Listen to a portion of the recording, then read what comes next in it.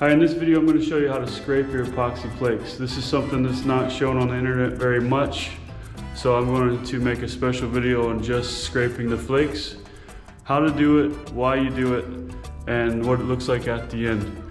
The first pass, you're going to scrape horizontally and then vertically. Crosshatch, you always do 2 times. This makes it the most even and it looks the best at the end.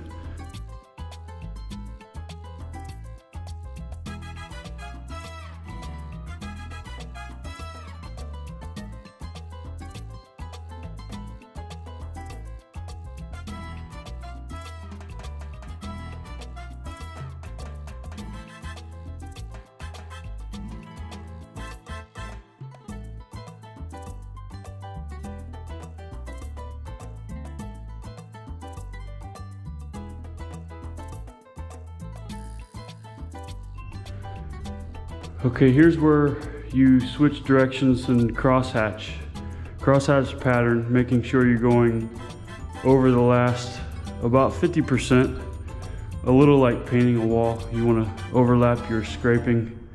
This gives you the overall uniformity that you want at the end. Trust me, when you do it, you'll see the difference.